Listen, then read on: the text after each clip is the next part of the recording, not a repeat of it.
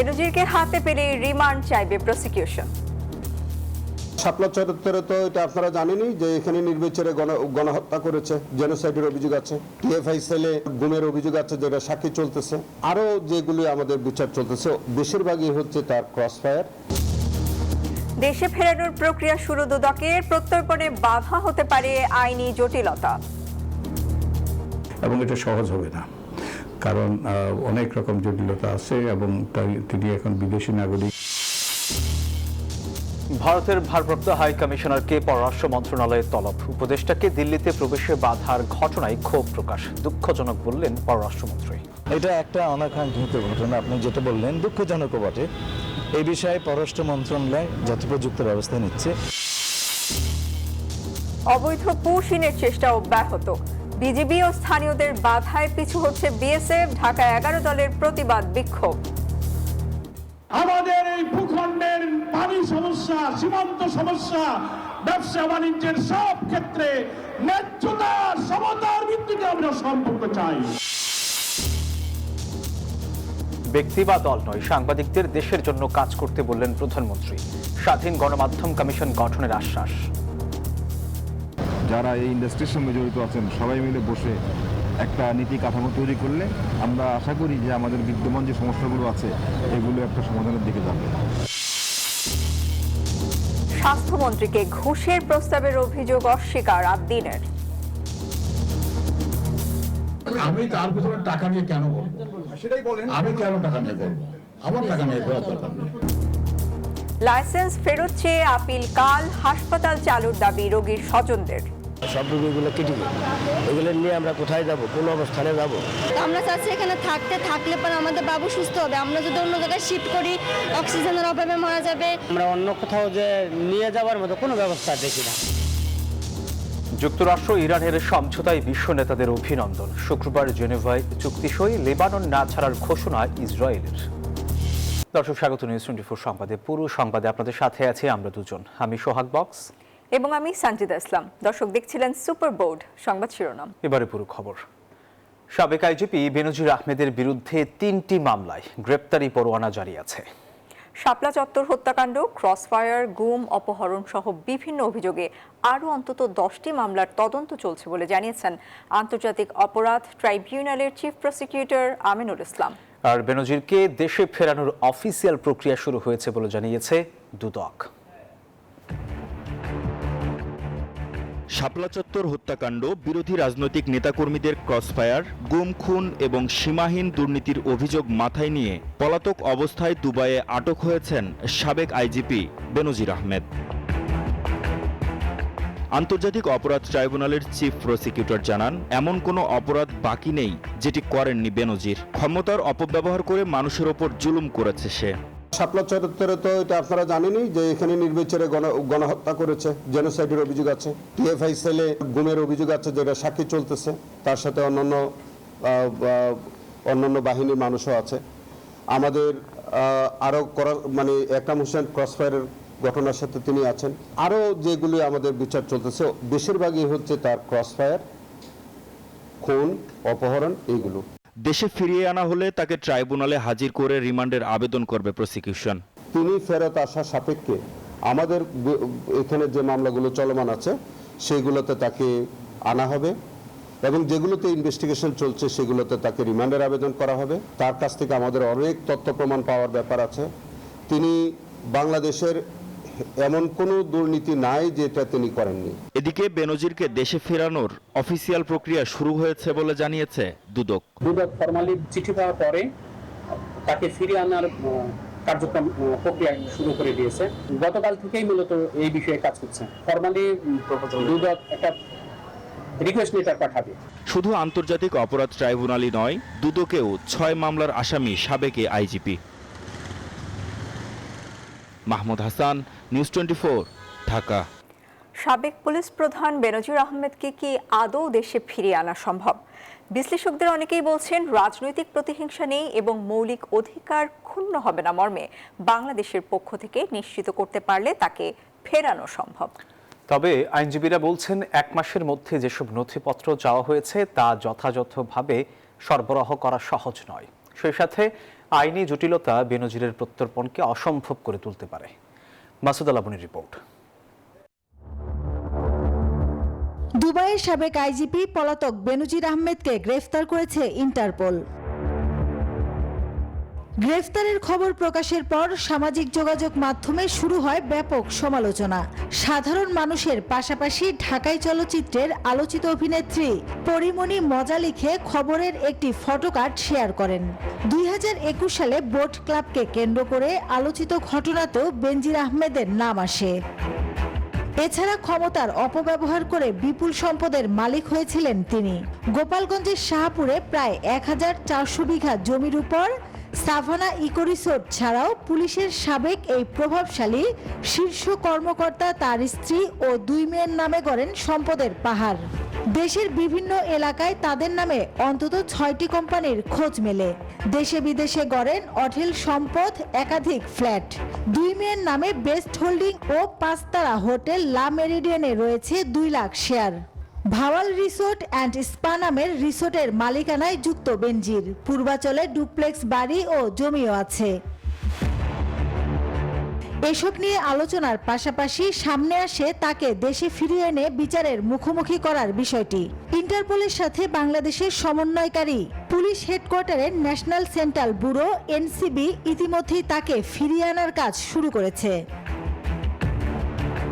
NCB কর্মকর্তা ও আইনজীবীরা জানিয়েছেন, রেড নোটিশে গ্রেফতার ব্যক্তিকে ফেরত পাঠানো নির্ভর করে আটককারী দেশের আইন, আদালত, প্রত্যর্পণ সংক্রান্ত চুক্তি, কূটনৈতিক তৎপরতা এবং মামলার নথিপত্রের গ্রহণযোগ্যতার উপর।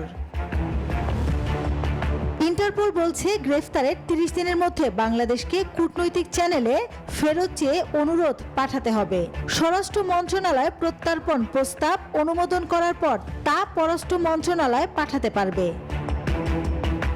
বেনজিরকে ফেরাতে প্রত্যর্পণ প্রস্তাবের সাথে দিতে হবে গ্রেফতারি পরোয়ানা, মামলার এজাহার, অভিযোগপত্র, অপরাধের বিবরণ, সংশ্লিষ্ট আইন ও শাস্তির বিধান, আদালতের আদেশ এবং প্রত্যর্পণের আইনি ভিত্তি সহ বেশ কিছু নথি। এগুলো আমিরাত কর্তৃপক্ষের গ্রহণযোগ্য ভাষায় অনুবাদ করে দিতে হবে। আইনজীবীরা বলছেন, প্রত্যর্পণ অনুরোধ পেলে তা প্রথমে যাচাই করবে তারা। বিষয়টি সে দেশের আদালতেও গড়াতে পারে। আর অভিযুক্তের একাধিক দেশের নাগরিকত্ব থাকলে প্রক্রিয়াটি আরও জটিল হতে পারে। যদি উনি বাংলাদেশের নাগরিক হিসেবে বহাল থাকেন, তাহলে বাংলাদেশে ওনাকে ফিরিয়ে আনার প্রক্রিয়াটা একটু সহজ হবে অন্যান্য প্রক্রিয়ার থেকে। আরব আমিরাতের সাথে বাংলাদেশের কোনো বন্দি বিনিময় চুক্তি, যেটাকে আমরা এক্সট্রাডিশন চুক্তি বলি, সেটা নাই।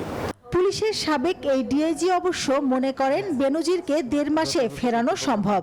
তার বিরুদ্ধে অভিযোগ রাজনৈতিক প্রতিহিংসা নয়, দুর্নীতি কেন্দ্রিক। তারাও যথাযথ যখন পেয়েছে তখন তারা বুঝতে পারছে যে একে গ্রেপ্তার করা দরকার। তারা গ্রেপ্তার করেছে পুলিশ সদর দপ্তরের এবং ইন্টারপোলের রেগুলেশনের ভিত্তিতেই। তো সেই ক্ষেত্রে তার দেশে ফিরিয়ে আনতে কোনো আইনগত বাধা নেই। তো পুলিশ সদর দপ্তর আমার দৃঢ় বিশ্বাস এই সপ্তাহের মধ্যে সকল আনুষ্ঠানিকতা কমপ্লিট করে স্বরাষ্ট্র মন্ত্রণালয় এবং পররাষ্ট্র মন্ত্রণালয়ের মাধ্যমে ইন্টারপোল এবং ইউএই সরকারকে জানাবে। 1.5 মাসের বেশি লাগার কথা না আর কি। সুশাসনের জন্য নাগরিক সুজন বলছে, বেনজিরের মতো দুর্নীতিবাজকে ফেরাতে সরকারকে সর্বোচ্চ গুরুত্ব দিয়ে চেষ্টা করা উচিত। তাদেরকে গ্রেপ্তার করে তাদের বিরুদ্ধে সুষ্ঠু তদন্ত করে নিরপেক্ষ তদন্ত হইতে হবে এবং নিরপেক্ষ বিচারের মাধ্যমে তাদেরকে তারা যে দোষী সাব্যস্ত হয় তাদেরকে দৃষ্টান্তমূলক শাস্তি দেওয়াটা জরুরি। কারণ অন্যায় করে, আমি আগেই বলেছি, অন্যায় করে পার পেয়ে গেলে অন্যায় আরও উৎসাহিত হয়। এক্ষেত্রে যথাযথ প্রক্রিয়া মেনে প্রয়োজনীয় উদ্যোগ নেয়ার তাগিদ দিয়েছেন তারা। আমি আশা করি তাকে ফেরত আনা যাবে। মাসুদ আলাবনী, নিউজ 24, ঢাকা। প্রধানমন্ত্রীর পলিসি ও স্ট্র্যাটেজি বিষয়ক উপদেষ্টা ডাক্তার জাহিদুর রহমানকে ভারতের ইমিগ্রেশন কর্তৃপক্ষের দিল্লিতে প্রবেশে বাধা দেওয়ার ঘটনা অনাকাঙ্ক্ষিত, দুঃখজনক বলে মন্তব্য করেছেন পররাষ্ট্রমন্ত্রী ডক্টর খলিলুর রহমান। সোমবার মন্ত্রণালয়ে তিনি সাংবাদিকদের বলেন, এই বিষয়ে পররাষ্ট্র মন্ত্রণালয় যথাযথ ব্যবস্থা নেবে। এরই ধারাবাহিকতায় ভারতের ভারপ্রাপ্ত হাইকমিশনারকে তলব করেছে পররাষ্ট্র মন্ত্রণালয়। দিল্লি দিল্লিতে ইন্ডিয়ান ওশান রিম অ্যাসোসিয়েশনের জ্যেষ্ঠ কর্মকর্তাদের 2 দিনের বৈঠকে বাংলাদেশের প্রতিনিধি দলের নেতা হিসেবে প্রধানমন্ত্রীর উপদেষ্টা জাহেদুর রহমান অংশ নিতে দিল্লি গেলে তাকে বিমানবন্দর থেকে দিল্লিতে প্রবেশে বাধা দেয় ভারতের ইমিগ্রেশন কর্তৃপক্ষ। পরে তিনি কলম্বো হয়ে ঢাকায় ফিরেন। পররাষ্ট্র মন্ত্রণালয় সূত্রে জানা যায়, দিল্লিতে বাংলাদেশ হাইকমিশন ওই বৈঠকে উপদেষ্টার অংশ নেয়ার বিষয়টি গত শুক্রবার আনুষ্ঠানিকভাবে ভারতের পররাষ্ট্র মন্ত্রণালয়কে জানিয়েছিল। এরপরও জাহেদ উর রহমানকে দিল্লিতে প্রবেশ করতে না দেয়া অনাকাঙ্ক্ষিত দুঃখজনক বলে মন্তব্য করেছেন পররাষ্ট্রমন্ত্রী। এটা একটা অনাকাঙ্ক্ষিত ঘটনা, আপনি যেটা বললেন দুঃখজনকও বটে। এই বিষয়ে পররাষ্ট্র মন্ত্রণালয় যথোপযুক্ত ব্যবস্থা নিচ্ছে। আর পররাষ্ট্র প্রতিমন্ত্রী বলেন, ঘটনার পূর্ণাঙ্গ তথ্য জানার পর যথোপযুক্ত ব্যবস্থা নেবে মন্ত্রণালয়। মন্ত্রণালয় এটা খোঁজ খবর নিচ্ছে, ইন্ডিয়ার সাথে কথা বলছে। আমরা পুরো ঘটনাটা জেনে অবশ্যই যদি কোনো অ্যাকশন নেওয়ার থাকে আমরা সেই পদক্ষেপ আমরা নিব। এই ইস্যুতে পররাষ্ট্র মন্ত্রণালয় এরই মধ্যে ভারতীয় ভারপ্রাপ্ত হাইকমিশনারকে তলব করেছে। বিষয়টি নিয়ে তীব্র ক্ষোভ ও নিন্দাও জানিয়েছে ঢাকা। তাহিদুল ইসলাম, নিউজ 24, ঢাকা। সীমান্তে অবৈধ পুশিন চেষ্টা অব্যাহত আছে। লালমনিরহাটের পাটগ্রামের শ্রীরামপুর সীমান্তে 5 জনকে পুশিনের চেষ্টায় ব্যর্থ হয়ে ককটেল বিস্ফোরণ করে বিএসএফ। কুষ্টিয়ার প্রাগপুর সীমান্তে পুশিন করা 12 জনকে 4 দিন পর ফেরত নিয়েছে বিএসএফ। এদিকে কুড়িগ্রামের রৌমারী সীমান্তে বিএসএফের পুশিনের চেষ্টার শিকার 9 জন এখনও শূন্যরেখার কাছে অবস্থান করছেন। কঠোর অবস্থানে আছে বিজিবি ও গ্রামবাসী। সীমান্তে প্রতিনিয়ত বাড়ছে উত্তেজনা। পুশিনের জন্য একের পর এক অপচেষ্টা চালিয়ে যাচ্ছে বিএসএফ, আর প্রতিহত করতে কঠোর অবস্থানে বিজিবি ও স্থানীয়রা। লালমনিরহাটের পাটগ্রামের রামপুর সীমান্তে কাঁটাতারের বেড়ার আলো নিভিয়ে 5 জনকে পুশিনের চেষ্টা চালায় বিএসএফ। এ সময় ঢাল হয়ে দাঁড়ায় বিজিবি ও গ্রামবাসী। পরে বিএসএফ ব্যর্থ হয়ে ককটেল বিস্ফোরণ ঘটায়। কুড়িগ্রামের রৌমারী সীমান্তে বিএসএফ এর পুশিনের চেষ্টার শিকার 9 জন এখনো শূন্যরেখার কাছে অবস্থান করছেন। এ বিষয়ে পতাকা বৈঠক অনুষ্ঠিত হলেও কোনো সমাধান হয়নি। ছোট শিশু আছে। কুষ্টিয়ার দৌলতপুর উপজেলার প্রাগপুর সীমান্তে পুশিন করা 12 জনকে 4 দিন পর ফিরিয়ে নিয়েছে বিএসএফ। আর জয়পুরহাটের পাঁচবিবি উপজেলার হাটখোলা সীমান্তে পুশিনের জন্য ফেলে রাখা বৃদ্ধকেও রবিবার রাতে ফেরত নিয়ে গেছে বিএসএফ। এদিকে পুশিন ঠেকাতে মৌলভীবাজার, ঠাকুরগাঁও, পঞ্চগড় সহ দেশের অন্যান্য সীমান্তবর্তী এলাকায় কঠোর অবস্থানে রয়েছেন বিজিবি ও গ্রামবাসী। Desk report, news 24। সাধারণ ভারতীয়দের নয়, শেখ হাসিনা সহ তার দলের নেতাকর্মীদের বাংলাদেশে পুশিন করার আহ্বান জানিয়েছেন 11 দলীয় জোট। রাজধানীতে এক সমাবেশে এ জোটের নেতারা বলেন, সীমান্তে নিরাপত্তা জোরদার করতে না পারলে বর্তমান স্বরাষ্ট্রমন্ত্রীকে পদত্যাগ করতে হবে।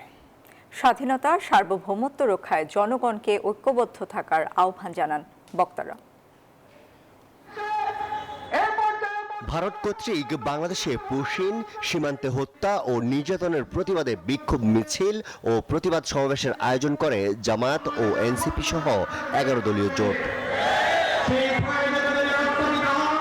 সোমবার বিকেলে রাজধানীর শাহবাগে জাতীয় জাদুঘরের সামনে অনুষ্ঠিত সমাবেশে বক্তারা সাধারণ ভারতীয়দের পুশিন বন্ধ করার আহ্বান জানান। সীমান্তে ভারতীয় আগ্রাসনের বিরুদ্ধে রাজপথে নামার ঘোষণাও দেন তারা। পুশিন যদি করতে হয় হাসিনাকে করেন। হাসিনা বাংলাদেশের সেই ফাঁসির দণ্ডপ্রাপ্ত আসামি। বাংলাদেশ সরকারকে বলবো, চোখে চোখ রেখে কথা বলেন। বাংলাদেশ এক নতুন সীমান্ত প্রহরী জাতি আকারে আবির্ভূত হয়েছে।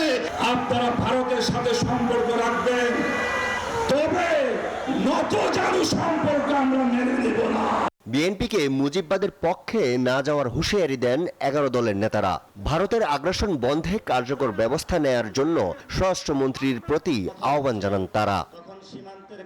আপনার যদি মুজিববাদে যাওয়ার ইচ্ছা হয়, আপনি আওয়ামী লীগ থেকে বড় মুজিববাদী হইতে পারবেন না।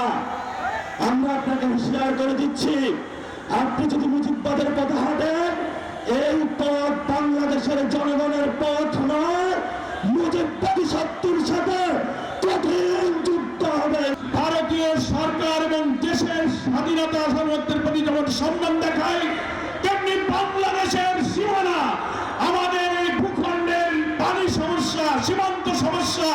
ব্যবসা বাণিজ্যের সব ক্ষেত্রে ন্যায্যতার সমতার ভিত্তিতে আমরা সম্পর্ক চাই।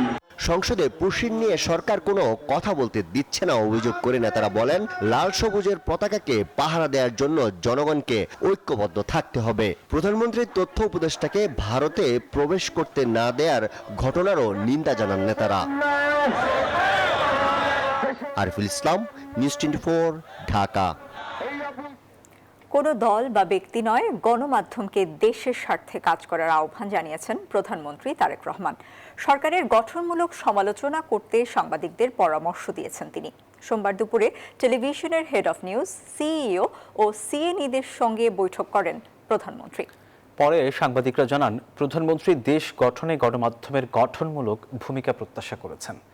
আর প্রধানমন্ত্রীর প্রেস সচিব জানান, গণমাধ্যমে শৃঙ্খলা ফেরাতে ও সাংবাদিকদের চাকরি সুরক্ষার জন্য স্বাধীন গণমাধ্যম কমিশন গঠন করবে সরকার। সরকার গঠনের পর এই প্রথম শুধুমাত্র টেলিভিশনের সিইও, হেড অব নিউজ সহ শীর্ষ ব্যক্তিদের সঙ্গে মত বিনিময় করলেন প্রধানমন্ত্রী তারেক রহমান।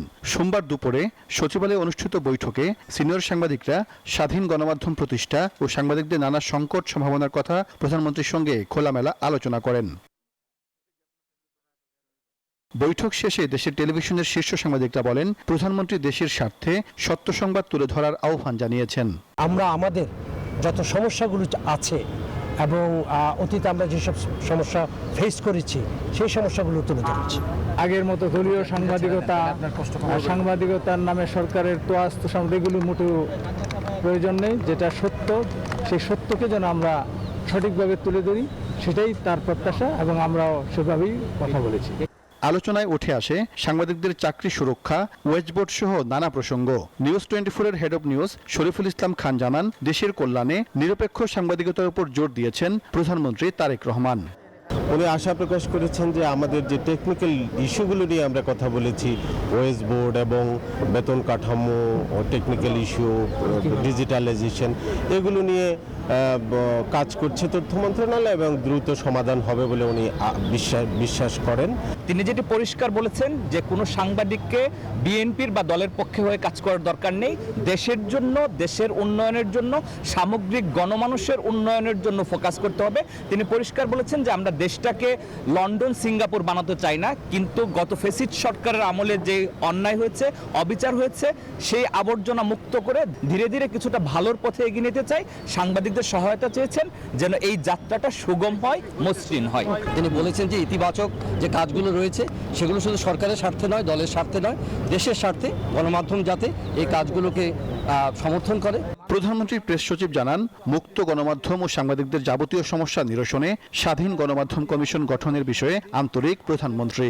আগামী 18ই জুন স্বাধীন গণমাধ্যম কমিশন গঠন করার ব্যাপারে একটা আলোচনা হবে। সেখানে যেই সমস্যাগুলো আছে সেগুলো নিয়ে যারা সংবাদপত্র শিল্পের সঙ্গে জড়িত আছেন, যারা এই ইন্ডাস্ট্রির সঙ্গে জড়িত আছেন, সবাই মিলে বসে একটা নীতি কাঠামো তৈরি করলে আমরা আশা করি যে আমাদের বিদ্যমান যে সমস্যাগুলো আছে এগুলো একটা সমাধানের দিকে যাবে। টেলিভিশন মিডিয়াকে একটি শক্তিশালী ইন্ডাস্ট্রি হিসেবে গড়তে সরকার প্রধানের সহযোগিতা কামনা করেছেন দেশের শীর্ষ সাংবাদিকরা। সাইফুল ইসলাম, নিউজ 24, ঢাকা। স্বাধীন ও শক্তিশালী দুর্নীতি দমন কমিশন গঠনের লক্ষ্যে দুর্নীতি দমন অধ্যাদেশ গ্রহণ করা হয়নি বলে সংসদে জানিয়েছেন স্বরাষ্ট্রমন্ত্রী সালাউদ্দিন আহমেদ। আরও জানান, ব্যাংকিং খাতে রাজনৈতিক পরিচয়ে যে লোন দেওয়া হয়েছে তাতে 24টি পদ্মা সেতু তৈরি করা সম্ভব ছিল। আর এক প্রশ্নের জবাবে স্থানীয় সরকার মন্ত্রী জানান, যথাসময়ে হবে স্থানীয় সরকার নির্বাচন। ত্রয়োদশ জাতীয় সংসদের দ্বিতীয় ও 2026-27 অর্থ বছরের বাজেট অধিবেশন সোমবার স্পিকার হাফিজউদ্দিন আহমেদের সভাপতিত্বে পুনরায় শুরু হয়। আলোচনায় অংশ নিয়ে সংসদ সদস্য রুমিন ফারহানা অভিযোগ করেন, সরকার শক্তিশালী দুর্নীতি দমন কমিশন গঠনে আগ্রহী নয়। দুর্নীতি দমন কমিশনকে নখদন্তহীন করে রাখবার যেই সংস্কৃতি, সেখান থেকে বের না হওয়ার উদাহরণ দিয়ে স্পষ্ট হয়ে যায় এই সরকার আসলে দুর্নীতি দমন করার ব্যাপারে কতটুকু আন্তরিক। জবাবে স্বরাষ্ট্রমন্ত্রী বলেন, দুর্নীতি সব জায়গায় হয়, কিন্তু দোষ হয় রাজনীতিবিদদের। দুর্নীতি দমন কমিশন বিল সংসদে আনা হলে একটি শক্তিশালী আইন করা হবে বলেও জানান তিনি। এখন সার্চ কমিটি গঠিত হবে, দুর্নীতি দমন কমিশনও গঠিত হবে, দুর্নীতির সমস্ত বিষয় অ্যাড্রেস করা হবে। আইনে কিন্তু ডেফিনেশনে উচ্চ দুর্নীতিও নাই, নিম্ন দুর্নীতিও নাই। দুর্নীতি এবং দুর্নীতি একই ডেফিনিশন। এক প্রশ্নের জবাবে সংসদে স্থানীয় সরকার মন্ত্রী মির্জা ফখরুল ইসলাম আলমগীর জানান, যথাসময়ে হবে স্থানীয় সরকার নির্বাচন। স্থানীয় সরকার নির্বাচনের ব্যাপারে আমি তো আশ্বস্ত করতে পারি যে যথাসময়ে নির্বাচন অনুষ্ঠিত হবে। পানি সম্পদ মন্ত্রী সংসদকে জানান, আগামী 5 বছরে 20,000 কিলোমিটার খাল খনন করা হবে। ইতিমধ্যে 1,000 কিলোমিটার খাল খনন করা হয়েছে। আমাদের টার্গেট রয়েছে আগামী 5 বছরে 20,000 কিলোমিটার খাল আমরা পুনঃখনন বা খনন করব। এক প্রশ্নের জবাবে সড়ক পরিবহন মন্ত্রী শেখ রবিউল আলম জানান, সড়ক দুর্ঘটনায় ক্ষতিগ্রস্তদের দেয়া হয়েছে 213 কোটি টাকা। এদিকে ভারতের বিমানবন্দরে প্রধানমন্ত্রীর তথ্য উপদেষ্টার সাথে সংঘটিত ঘটনায় সরকারের সমালোচনা করেন ঢাকা 12 আসনের সংসদ সদস্য মোহাম্মদ সাইফুল আলম খান মিলন। 300 বিধিতে মন্ত্রী বিবৃতি আমি দাবি করছি। এদিকে চলতি 2026-27 অর্থ বছরের জন্য 56,117 কোটি টাকার সম্পূরক বাজেট জাতীয় সংসদে পাশ হয়েছে। জুবায়ের সানি, নিউজ 24, ঢাকা। লাইসেন্স বাতিল না করতে স্বাস্থ্যমন্ত্রীকে কোটি টাকা ঘুষের প্রস্তাবের অভিযোগ অস্বীকার করেছে আদ্দিন হাসপাতাল কর্তৃপক্ষ। সোমবার সংবাদ সম্মেলনে এই দাবি করেন প্রতিষ্ঠানটির নির্বাহী পরিচালক। হাসপাতাল বন্ধের সিদ্ধান্তের বিরুদ্ধে কাল আপিল করবেন বলেও জানান তিনি। এদিকে সিদ্ধান্ত স্থগিত চেয়ে হাইকোর্টে রিট করেছেন এক আইনজীবী। বাতিল হওয়া লাইসেন্স পুনর্বিবেচনার কোনো সুযোগ নেই বলে জানিয়েছে স্বাস্থ্য অধিদপ্তর। কোটি কোটি টাকা নিয়ে ঘুরেছে আমার পিছনে। শনিবার নরসিংদীতে আদ্দিন মেডিকেল কলেজ হাসপাতাল নিয়ে দেওয়া বক্তব্যে এমনই দাবি করেছিলেন স্বাস্থ্যমন্ত্রী। সোমবার সংবাদ সম্মেলনে তা অস্বীকার করে হাসপাতাল কর্তৃপক্ষ। আদ্দিন ফাউন্ডেশনের নির্বাহী পরিচালক জানান, মঙ্গলবার লাইসেন্স বাতিলের বিরুদ্ধে আপিল করা হবে। আমি তার পিছনে টাকা নিয়ে কেন বলবো?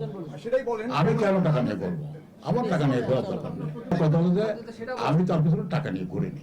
এদিকে রোগীর স্বজন পরিচয় দিয়ে স্বাস্থ্য অধিদপ্তরের সামনে অবস্থান নেন বেশ কয়েকজন। লাইসেন্স বাতিলের সিদ্ধান্ত পুনর্বিবেচনা ও হাসপাতালের সেবাদান কার্যক্রম স্বাভাবিক রাখার দাবি জানান তারা।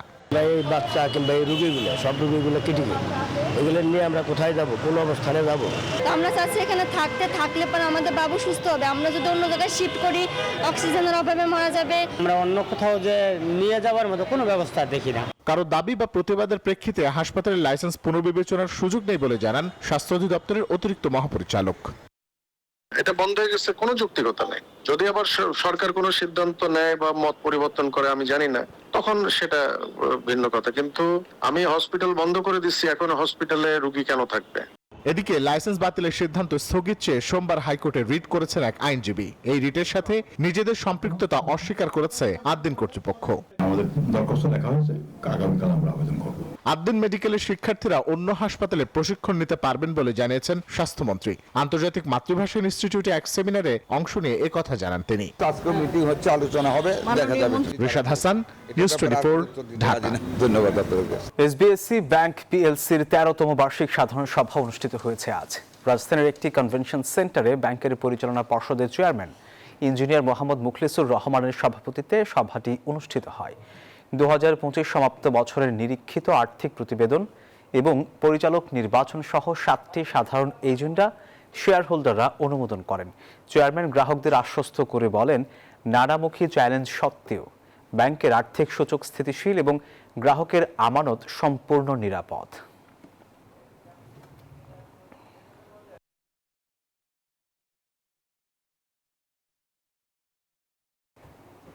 এবারে আন্তর্জাতিক সংবাদ। দীর্ঘ প্রায় 4 মাসের রক্তক্ষয়ী সংঘাতের পর অবশেষে শান্তি চুক্তিতে পৌঁছাতে সম্মত হয়েছে যুক্তরাষ্ট্র ও ইরান। চুক্তি স্বাক্ষরের পর হরমুজ থেকে মার্কিন অবরোধ তুলে নেওয়ার ঘোষণা দেন ডোনাল্ড ট্রাম্প। চুক্তি স্বাক্ষর হবে শুক্রবার সুইজারল্যান্ডে। গণমাধ্যমের তথ্য বলছে, দীর্ঘ 15 ঘন্টার আলোচনার পর চুক্তিতে পৌঁছাতে সম্মত হয় দুই পক্ষ। এর মধ্যে লেবানন সংঘাত বন্ধ, হরমুজ খুলে দেওয়া সহ মোট 14টি বিষয় রয়েছে। এদিকে দুই পক্ষের এই সিদ্ধান্তকে স্বাগত জানিয়েছেন বিশ্ব নেতারা। যুক্তরাষ্ট্র ও ইরানের যুদ্ধবিরতির সমঝোতা লেবাননে স্বস্তির সম্ভাবনা তৈরি করলেও উদ্বেগ বাড়াচ্ছে ইসরায়েলের অবস্থান।